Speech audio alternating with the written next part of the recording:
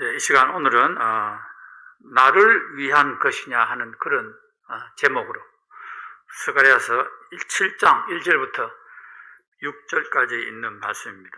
이 말씀은 지난 토요일 날 우리 다윗 구역에서 구역 집회로 공부한 내용입니다. 내용이 아주 저 자신에게도 축복이 되어서 오늘 여러분들과 같이 이 말씀을 다시 한번 나누기 원합니다. 스가랴서 7장 1절부터 6절까지 말씀인데 오늘 본문 말씀을 여러분들하고 1절부터 6절까지 한 목소리로 한번 읽어보겠습니다. 제1절에 다리오 왕 그렇게 되어 있죠? 예, 다 같이 한번 읽어보겠습니다. 시작. 다리오 왕 제4년 9째 달 곧 기슬레월 4일에 여호와의 말씀이 스가랴에게 임하니라. 그때에 베델 사람이 사레셀과 레겜멜렉과 그의 부하들을 보내어 여호와께 은혜를 구하고 만군의 여호와의 전에 있는 제사장들과 선지자들에게 물어 이르되 내가 여러 해 동안 행한 대로 5월 중에 울며 근신하리까 하매 만군의 여호와의 말씀이 내게 임하여 이르시되 온 땅의 백성과 제사장들에게 이르라. 너희가 70년 동안 5째 달과 7째 달에 금식하고 애통하였거니와 그 금식이 나를 위하여 한 것이냐. 너희가 먹고 마실 때에 그것은 너희를 위하여 먹고 너희를 위하여 마시는 것이 아니냐. 예. 더 있습니까? 잠깐 기도하겠습니다. 아버지 하나님, 오늘 이 시간 또 저희들에게 스가랴의 말씀을 통해서 우리 자신이 꼭 들어야 하는 이 말씀을 저희들에게 주셔서 감사드립니다. 듣는 이들의 마음을 하나님께서 움직여 주시고 그 마음을 열고 하나님께서 원하시는 이 말씀이 그 마음밭에 잘 떨어질 수 있도록 축복하여 주시옵소서. 귀한 말씀 주신 것 감사드립니다. 살아계신 예수님 이름으로 기도드립니다. 아멘. 한양에 옛날에 이제 효자가 한 사람 살고 있었습니다. 근데 이 효자가 어느 날 시골에 정말 아주 귀한 효자가 살고 있다는 그런 소문을 들었어요. 그래서 이제 그 시골에 있는 효자가 어떤 사람인가 그런 생각을 생각하면서 있다가 마침 기회가 돼가지고 이제 나도 이제 자기가 효자니까 효자에 대해서 관심이 많은 거예요. 그래서 이제 한번 만나봐야 되겠다. 그래서 이제 수소문 해가지고 찾아서 이제 그 집을 가봤어요. 갔는데 이제 저녁 거의 이제 해질 때가 돼 가는데 이제 그 아들처럼 보이는 사람이 산에서 지게를 지고 이제 내려와가지고 집으로 들어가는 거예요.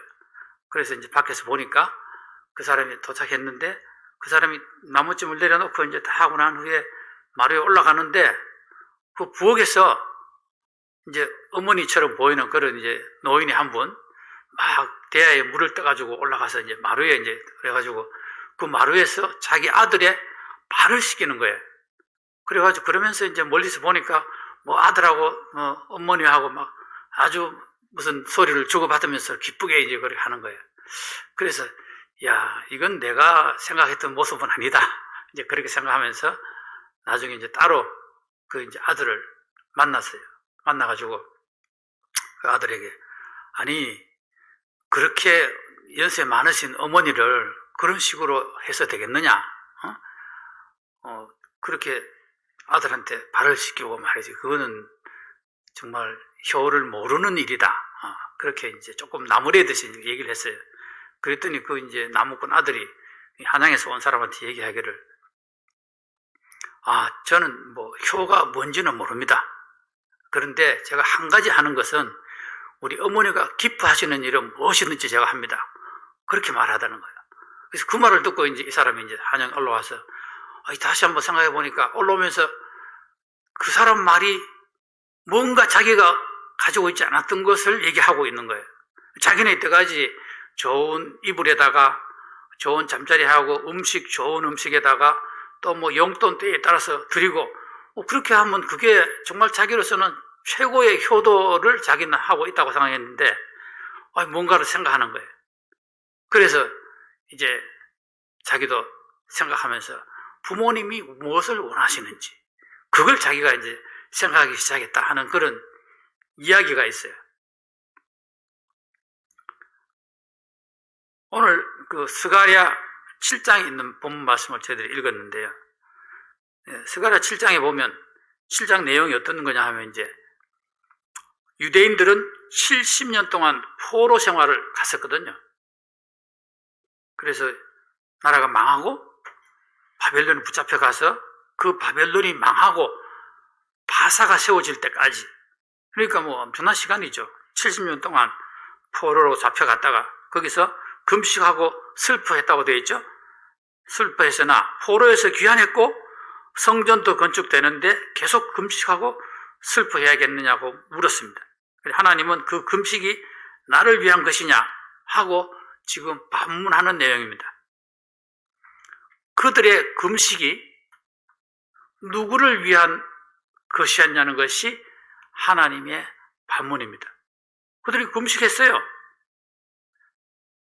그들은 나라가 멸망한 그 슬픔을 정말 믿음으로 견디기 위해서, 그리고 5월에 거기서 5월에 금식했다고 그랬는데 금식을 하고 또 그걸 대대로 70년 동안 그걸 한다는 게 쉬운 일은 아니거든요.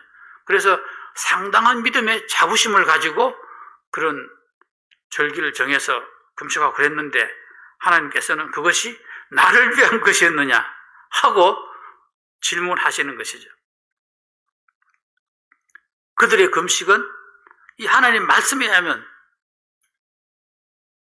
하나님을 위한 것이 아니었다는 거죠. 누구를 위한 것이었어요? 자기를 위한 것이었다. 이 말씀은 듣는 사람을 깜짝 놀라게 하고 있어요. 하나님을 위해서 지금까지 믿음으로, 그것도 하루 이틀이 아니고 70년 동안 아버지가 하던 그 믿음을 그대로 받아가지고 아들이 하던 믿음을 그대로 받아가지고 손자가 지금 이때까지 하고, 나는 그 믿음을 이렇게 잘 지켰노라고 이렇게 정말 당당하게 지금까지 비록 포로 생활이지만 살아왔는데 하나님께서 말씀하시기를 그것이 누구를 위한 것이냐, 그 너희를 위한 거 아니냐, 그런 말씀을 했다는 거죠. 금식은 왜 합니까? 밥을 굶기 위해서? 쌀이 모자라서? 그때 이 사람들이 한 금식은 뭐였어요? 이제 나라 잃은 서름을 다시는 잊지 말아야지. 그래서 우리가 기필코 하나님께서 우리를 도와주실 거야. 그렇게 생각하고 계속 다음 세대에게 우리가 금식하는 일에 대해서 얘기하고 너도 금식을 해라, 그렇게 얘기했죠. 근데 사실은 금식에 한 가지 딱 이유가 있었는데 그게 뭐냐면 회개를 위한 것이었어요. 성경에 나오는 금식은 다 회개를 위한 것이었어요. 그런데 사무엘서 7장 6절에 보면 미스바 대각성이라고 여러분들 아시잖아요. 그들이 미스바에 모여 물을 길어 여호와 앞에 붓고 그날 종일 금식하고 그랬거든요. 그들이 거기에서 이르되 우리가 여호와께 범죄하였나이다. 하나님께 범죄한 사실을 회개하면서 하니라 사무엘이 미스바에서 이스라엘 자손을 다스리니라. 그래서 미스바에서 사무엘이 이스라엘 백성을 금식시킨 것은 회개하기 위해서. 금식으로 가장 유명한 사건이 또 하나의 큰 사건이 있는데 그거 어디입니까? 요나서의 그런 일이 있죠. 니느웨 성에 요나가 전도하러 갔잖아요.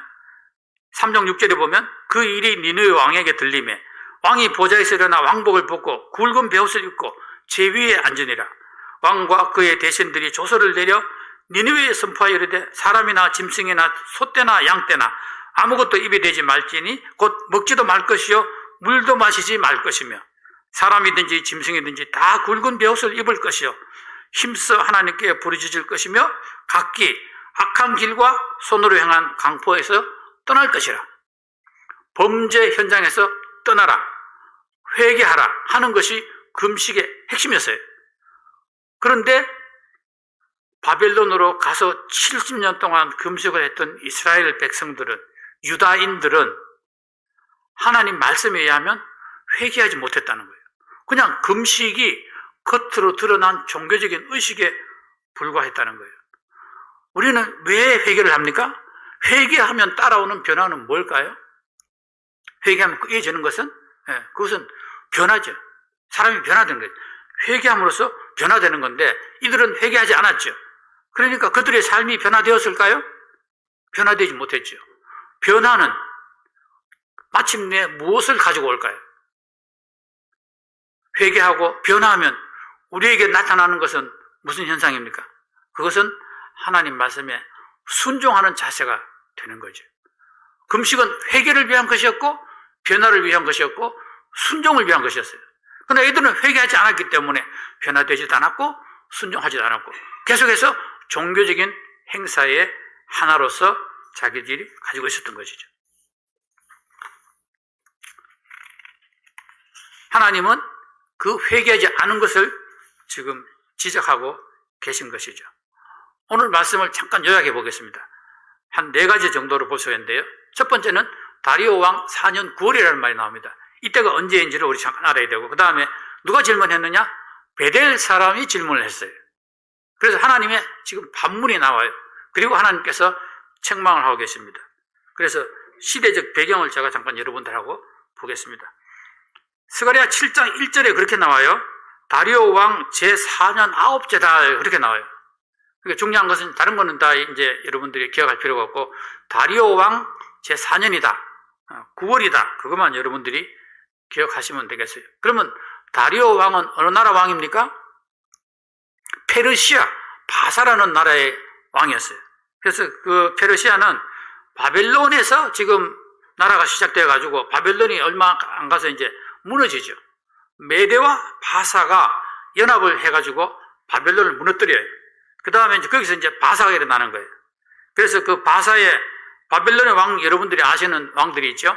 거기는 이제 느부갓네살 왕이 있었고, 여러분들이 아는 왕이. 그 다음 페이지에, 다음 화면을 보여주세요. 예. 느부갓네살 여러분들 아시고, 벨사살 왕도 아시죠. 벨사살 왕은, 다니엘서에 나중에 마지막에 이제 그 흰 손이 나와가지고 할 때, 그때 그 왕이 벨사살 왕이죠. 그리고 바사 제국이 이제 이어지죠. 그래서 고레스 왕, 여러분들이 아는 많이 아는 분이 고레스 왕이고, 그 다음에 다리오 왕입니다. 이 고레스 왕은, 에스라 1장에 나타나는 고레스 칙령이 나오죠. 고레스 원년에 칙령을 내리시죠. 그래서 그 왕입니다. 그래서 여러분들이 지금 기억하실 것은 오늘 이 스가랴서는 다리오 왕 때, 다리오 1세가 지금 이 왕 때다. 그렇게 하고. 그러면 느부갓네살 왕일 때 유다가 함락이 되거든요. 그럼 그때, 그 다음에 포로로 잡혀가가지고 많은 세월을 지나서 드디어 지금 다리오 왕 때까지, 고레스 왕 때까지 70년이 된 거죠. 그래서 고레스 왕 때에 이제 포로 귀환이 일어나는 거죠. 그래서 지금은 다리오 왕인데 이때는 어땠냐 하면 이제 성전이 다 거의 다 지어져 가는 때예요. 성전이 다 지어가고 있어요. 예. 그래서 그때에 지금 일어난 사건을 얘기하고 있는 겁니다. 근데 우리가 한 가지 보면 그 학개서라고 여러분들이 아시죠? 학개 선지자하고 스가랴 선지자하고 같은 해에 예언을 했어요.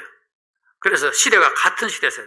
학개서 1장에 보면 1장 1절에 보면 다리오 왕 제2년 6째 달 그런 말이 나와 있고, 학개서 2장 1절에 보면 7째 달, 그리고 스가랴에서 보면 거기 똑같이 다리오 왕, 스가랴 7장 1절에 보면 다리오 왕. 그래서 학개서에서 스가랴에서 똑같은 왕 이름이 나오는데 다리오 왕이라는 거죠. 그래서 다리오 왕 때 지금 이 질문이 나온 거예요. 그래서 그 사람, 베델 사람들이 질문을 한 거죠. 성전 건축이 완성되어 가는 그 시점에. 그게 이제 시대적인 배경이고요. 그 다음에 이제 베델 사람이 질문을 하고 있어요. 이 베델 사람들은 그때의 베델 사람이 사레셀과 네겐멜렉과 그의 부하들을 보내어 여호와께 은혜를 구하고, 이제 먼저 가서 이제 하나님께 은혜를 구한다. 이게 이제 옛날 이렇게 높은 사람한테 가면 일단 왕한테 가면 왕의 이제 그 장수를 먼저 빌고 얘기하는 그런 습성과 똑같은 거죠. 만군의 여호와의 전에 있는 제사장들과 선지자들에게 물어 이르되 내가 여러 해 동안 행한 대로 5월 중에 울며 근신하리까 하며, 이 베델 사람이, 그럼 베델 사람은 지금 어디 와 있냐면요, 이미 이제 예루살렘에 와 있어요 지금. 그래서 옛날에 베델에 살던 사람들이 포로로 갔다가 이제 온 거예요. 근데 이 사람들은 전통이 하나 있어요. 무슨 전통이죠? 저기 있을 때 70년 동안 바벨론을 살 때 자기들이 5월에 금식을 했어요. 근데 이게 왔어, 지금 이제. 예루살렘에 와가지고. 이제 성전이 다 지어 가는데, 그러면 이제 궁금한 게 생긴 거예요. 이때까지 5월 달에 자기들이 금식을 했는데, 그러면 성전이 다 지었으면, 이거 성전 함락이 됐기 때문에 이제 금식을 했는데, 이제 성전이 지어졌는데, 그러면 이게 금식을 해야 되는지 말아야 되는지 자기는 상당히 심각한 지금 갈등에 놓여 있는 거예요. 이거를 내가 안 하자니 우리 아버지, 할아버지가 이어왔던 그 전통인데 이걸 자기 마음대로 안 할 수도 없고, 이걸 하자니 성전이 이제 건축됐는데 옛날에 성전이 허물어졌어. 다 무너지고 성벽도 무너지고, 그렇게 해서 우리가 그걸 기억하기 위해서 지금까지 우리가 금식을 했는데, 근데 성전이 있는데 또 하려고 하니까 그럼 뭘 위해서 기도하지? 이제 이렇게 이제 갈등을 하게 된 거예요. 그래서 베델 사람이 이제 어디서 나오느냐 하면, 이 베델 사람은 에스라서 2장 1절에 나옵니다. 거기 보면 에스라서 2장 1절에 옛적에 바벨론 왕 느부갓네살에게 사로잡혀 바벨론으로 갔던 자들의 자손들 중에, 그렇게 나오면서 28절에 보면 베델과 아이 사람이 223명이에요. 에스라가 각각 그 본향대로 다 사람들을 적었잖아요. 그렇게 해서 베델 사람들이 질문을 한 거예요. 이 베델 사람은 그래도 그나마 나머지 용기 있는 사람, 다른 사람들은 질문도 안 하고 그냥 어영부영 하고 있었어요. 근데 이 베델 사람은 자기 믿음을 좀 정확하게 하고 싶었어요. 그래서 제사장한테 사람을 보낸 거예요. 자기가 직접 간 건 아니고, 가서 우리가 금식을 계속 할까요? 말까요? 근데 들은 대답은 전혀 다른 대답을 듣게 됐어요. 하나님이 반대로 물으시는 거예요. 하나님의 반문이 나타납니다. 5절에 보면 온 땅의 백성과 제사장들에게 이르라. 너희가 70년 동안 5째 달과 7째 달에 금식하고 애통하였거니와 그 금식이 나를 위하여 한 것이냐.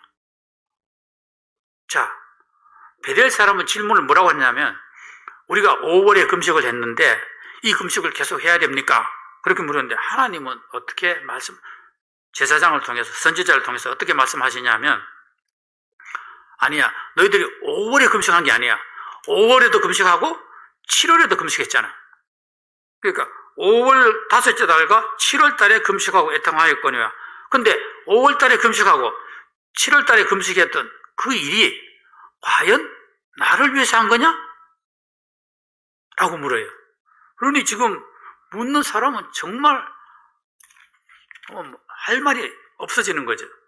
뭐라고 대답하겠어요, 여러분들 같으면? 그래서 그러면 왜 베델 사람은 5월에 금식을 얘기했는데 하나님은 5월 금식, 7월 금식 두 번을 얘기했는가? 그게 지금 열왕기 하에 나와 있어요. 열왕기 하에 보면 5월 금식에 대해서 나와 있는데, 그 5월 금식은 뭘 얘기하는가 하면, 이제 그 밑에 읽어보면 왕궁을 불사르고 예루살렘의 모든 집을 귀인의 집까지 불살랐으며 갈대아 온 군대가 예루살렘 주위에 성벽을 걸었으며, 이제 갈대아 사람들 와가지고 이제 완전히 끝난 거예요. 그래서 성전이 무너진 것을 기억하기 위해서 5월에 날을 정하고 금식을 한 거예요. 그게 586년이었으니까요. 주전 586년. 요 해는 우리가 하나 외워놓으면 좋을 것 같아요. 주전 586년에 이스라엘은 그 전에 망했고 남유다가 이제 진짜로 망하는 거예요. 그래서 586년에 망했어요. 근데 7월의 금식은 무엇인가? 그것도 제가 찾아봤는데 그거 보니까 열왕기하 25장 24절 26절에 나와 있어요. 그게 무슨 얘기냐면, 그 밑에 줄에 읽어보시면 7월에 제가 빨간 줄 해놨는데, 7월에 다니아의 아들 이스마엘이 부하 10명을 거느리고 와서 그달리아를 쳐서 죽이고 또 그와 함께 미스바에 있는 유다 사람과 갈대아 사람을 죽인지라. 이 무슨 얘기냐면, 그달리아라는 사람이 유다 사람이었어요. 그래서 거기 현지 총독을 남겨놨어요. 그러니까 총독 남겨놓고 그 몇 사람, 그 외에 또 거기 아직 포로로 앙는 사람들이 같이 있었어요. 그래서 성전은 무너지고 성벽은 해파되었지만은 약간의 유다 사람들이 살고 있었어요. 근데 이 7월에 와가지고 그 조그만한 그루터기처럼 남아있는 사람들도 완전히 몰살시키는 일이 벌어졌어요. 그래서 이스라엘 백성들은, 유다인들은 7월에는 정말 금식을 해야 되는 일이 또 생긴 거예요. 그래서 5월과 성벽이 무너진 5월. 성전이 무너진 5월. 그리고 유다인들이 완전히 씨가 없이 말라 죽어버린 7월은 그들에게 정말 가슴 아픈 사건으로 남아있는 거죠. 그래서 그것을 우리가 기념하기, 잊지 않기 위해서 상기하자, 그런 뜻으로 이제 5월 금식하고 7월 금식하고. 근데 하나님은 그걸 아셔요. 너희들이 5월에 금식했지? 7월에도 금식했잖아. 베델 사람은 5월 금식에 대해서 좀 그것만 물었는데 하나님은 너 5월 금식했지? 7월 금식했지? 근데 그게 누구를 위한 것이냐 하고 물으시는 것이죠. 아니, 분명히 이게 지금 믿음으로 한 일이잖아요.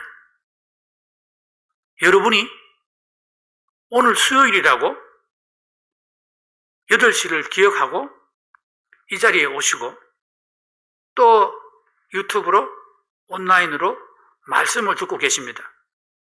여러분들이 하는 일은 당연히 믿음의 일입니다. 믿음의 행위죠. 문제는 하나님이 물으시는 거죠. 이렇게 모여서 말씀을 듣는 것이 누구를 위한 것이냐? 당연히 우리가 하나님을 위한 일이죠.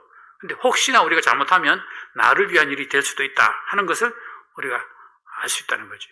우리가 하는 모든 믿음의 행위들이 자칫하면 하나님을 위한 것이 안 될 수도 있다. 사람은 봐서 알 수가 없어요. 근데 하나님은 말하지 않았던 7월의 금식까지 다 기억하시는 거예요.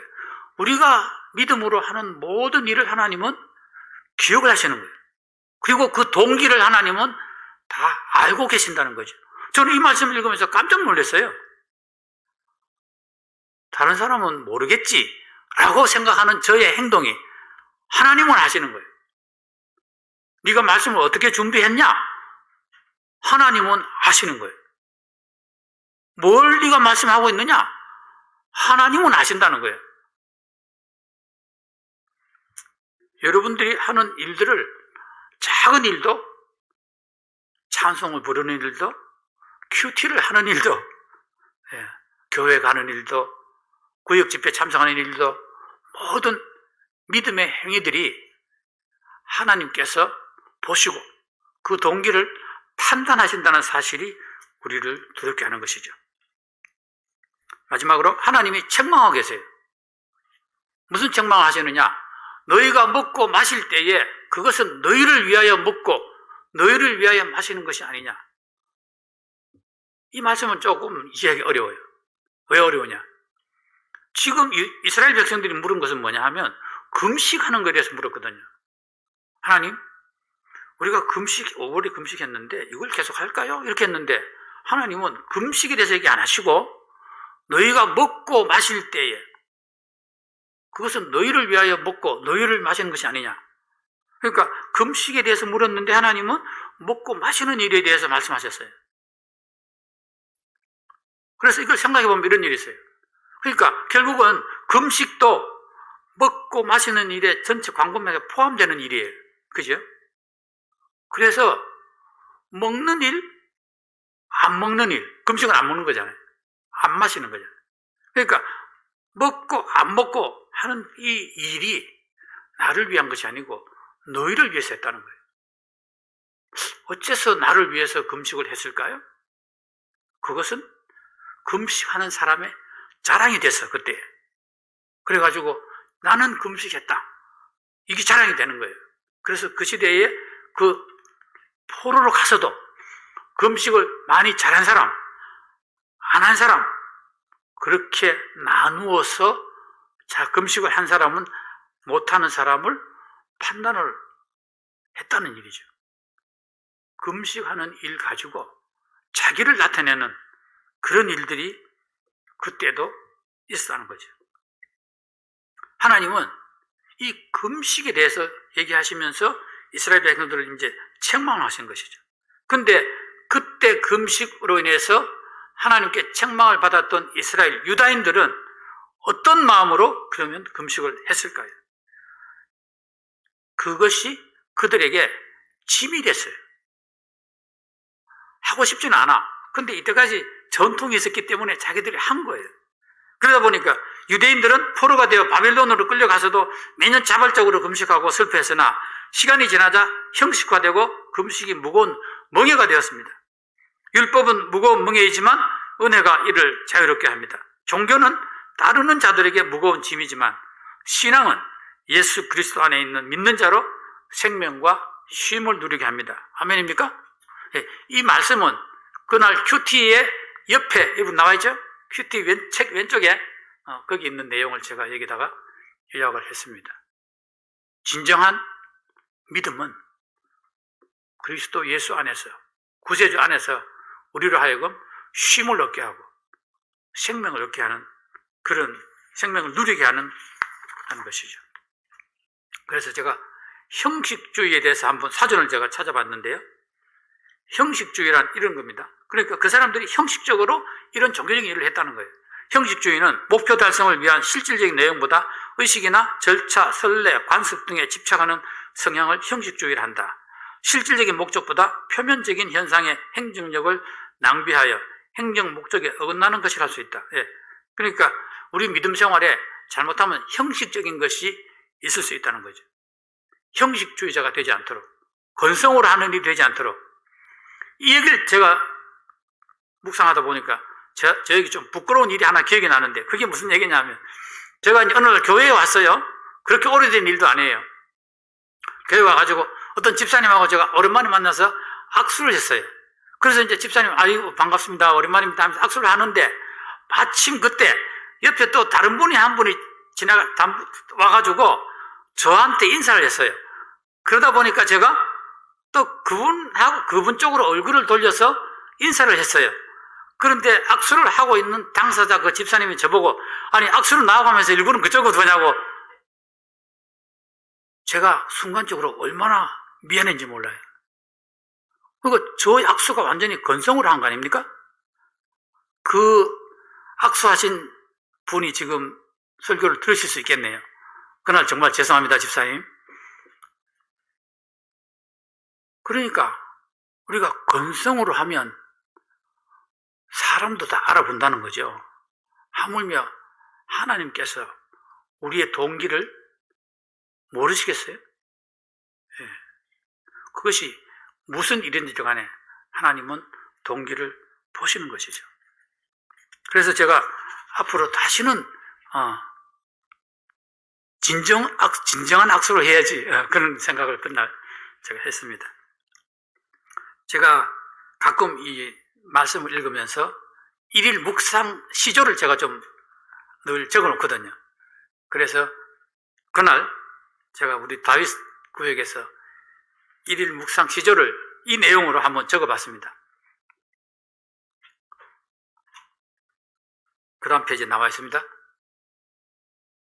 예, 형식주의를 경계한다고, 예, 그 다음 페이지 보세요. 예. 제가 한번 읽어보겠습니다. 70년 세월 동안 금식과 슬퍼함이 무엇을 구함이냐, 누구를 위함이냐. 너희의 먹고 마심이 자기 위한 것이더라. 이것이 하나님께서 우리에게 그 내용을 주신 것이죠. 제가 이걸로 요약을 하기 위해서 제가 한번 시조를 적어봤습니다. 한번 따라서 한번 같이 천천히 한번 읽어봅시다. 3, 4, 3, 4 돼 있으니까 이렇게 띄어서 읽어야 됩니다. 시작. 70년 세월 동안 금식과 슬퍼함이 무엇을 구함이냐, 누구를 위함이냐. 너희의 먹고 마심이 자기 위한 것이더라. 우리는 이런 함정에 걸리지 말기를 바랍니다. 네. 로마서 5장 8절에 우리가 죄인 되었을 때에 그리스도께서 우리를 위하여 죽으심으로 하나님께서 우리에 대한 자기의 죄를 자기 사랑을 확정하셨느니라. 그렇게 말씀하셨죠. 예. 저는 이 말씀을 읽으면서 십자가를 앞에 둔 예수님을 제가 생각해 봤습니다. 십자가를 앞에 둔 예수님은 기도하셨는데 그 기도가 어떻게 표현이 뭐가 되죠? 그 땀이, 예, 땀방울이 피가 됐다 그랬죠. 예. 예수님은 그 기도를 하시면서 예수님의 그 기도의 목적은 무엇이었어요? 예수님은 그 십자가를 피하게 해달라. 그런 기도가 아니었어요. 예수님은 어째든지 자기 자신이 하나님의 말씀에, 계획에 순종할 수 있도록, 그렇게 지금 기도한 거죠. 무슨 말이냐면 예수님은 건성으로 기도하시지 않으셨다는 거죠. 예수님은 우리의 생명을 위해서, 하나님의 그 말씀에 내가 순종하기 위해서, 거기에 목적을 두고 예수님은 기도하신 거죠. 근데 그렇게 기도했을 때 우리가 결국 예수님 십자가에 달리심으로 인해서 죄 가운데서 구원받게 되는 거죠. 그것은 건성으로 해서 되는 일이 아니에요. 형식적으로 해서 되는 일이 아니에요. 우리의 변화는 형식적인 것이 아니죠. 가끔 외식이라는 단어가 나오는데, 외식은 그럴 수가 있어요? 안에 뭐 없는데 겉에만 있는 것. 그래서 예를 들어서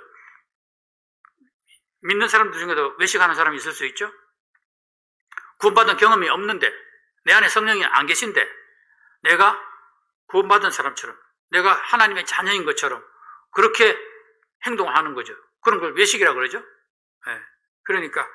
그러나 우리는 예수님이 십자가에 돌아가심으로 그분이 우리를 위해서 피 흘려 죽으셨기 때문에 우리가 구원받고 우리 자신이 변화가 된 거죠. 여러분들 가운데 변화가 일어났습니까? 변화가 일어나야 진정한 예수님이 건성으로 돌아가신 것이 아니잖아요. 예수님이 기도와 예수님이 피를 흘리시고 우리를 구원하신 그 일이 하나의 진정한 그분의 목표일 뿐 아니라 우리 사실이라는 거죠. 목숨을 버리고 사랑하신 예수님, 그분은 제가 표현할 때는 순종의 극치가 아닌가 그런 생각이 듭니다. 자기 목숨을 버리고 순종한 거죠.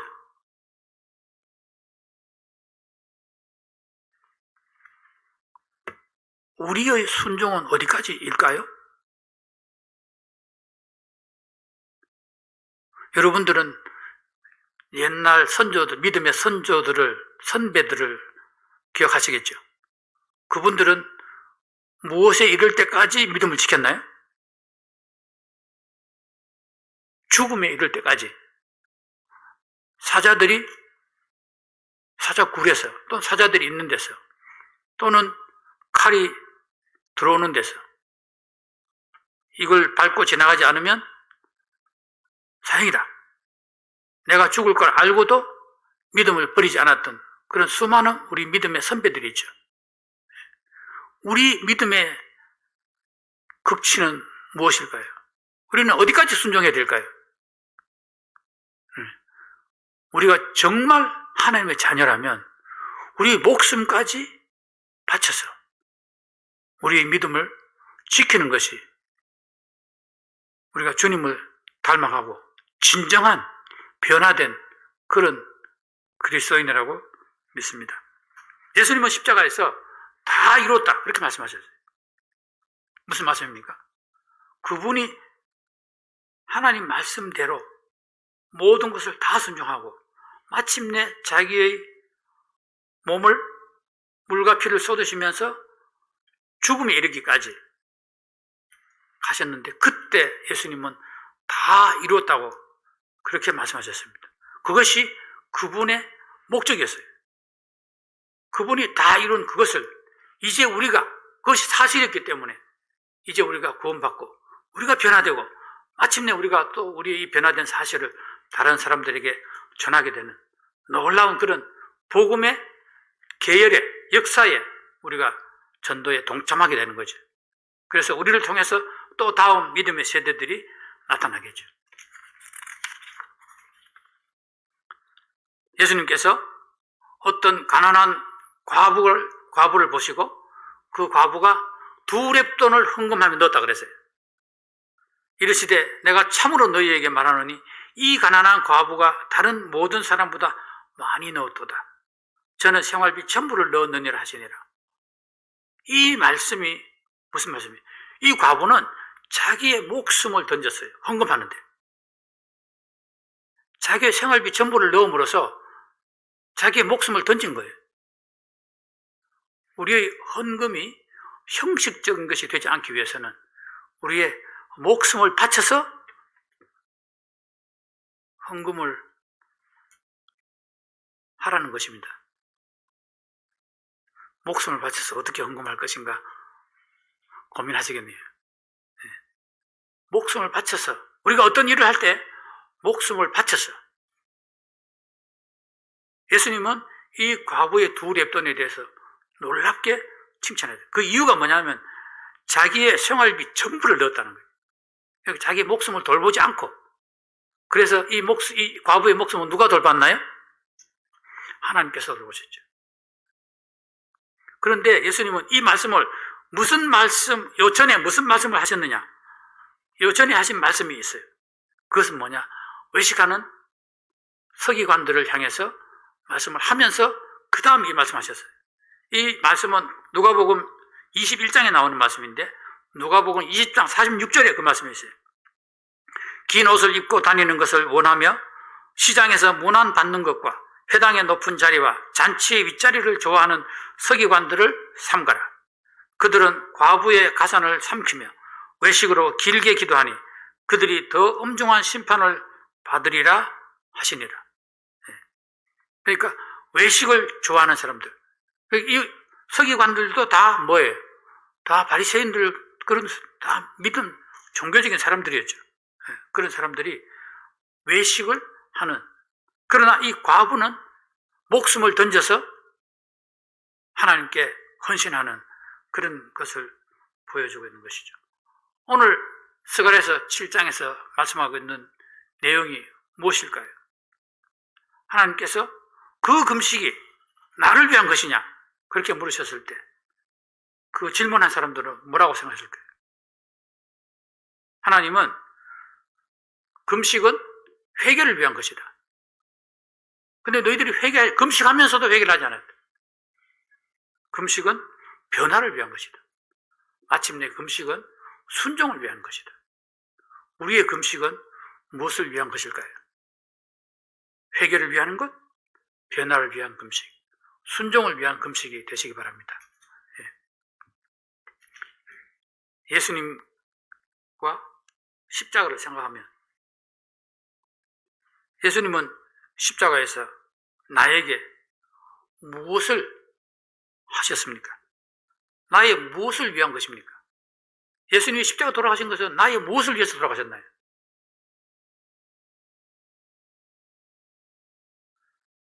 먼저 내가 죄사함 받는 것이죠. 죄사함 받고 나면 어떻게 됩니까? 하나님의 자녀로 태어나서 변화된 삶을 살게 되는 거죠.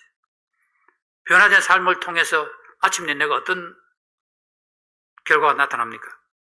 내가 하나님께 순종하는 사람이 되는 거죠. 하나님께 순종하는 사람. 예수님은 십자가에서 돌아가시면서 우리가 순종하는, 하나님의 뜻에 순종하는 그런 사람이 되기를 하나님은 원하고 계십니다. 여러분들 구원받았습니까? 예. 그럼 여러분들 변화되었습니까? 예. 여러분들은 순종하고자 하는 그런 마음의 동기가 있습니까? 예. 이 시간에 잠시 예수님과 십자가를 생각하면서 같이 잠깐 기도하는 시간 가지겠습니다.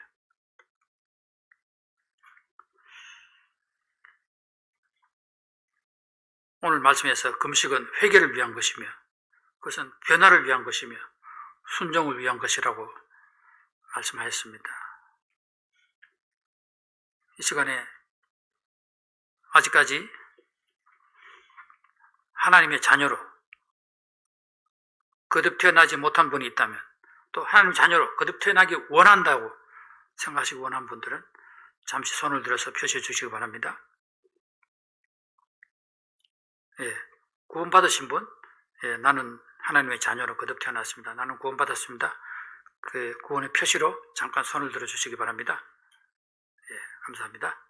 예, 예수님께서 십자가에 돌아가심으로 우리를 구원하시기 위해서 그 놀라운 일들을 행하신 것을 이 시간 저희들이 생각합니다. 아버지 하나님, 우리들이 하나님의 자녀로 이 말씀에 따라서 변화된 삶을 살 수 있도록 하나님 축복하여 주시옵소서.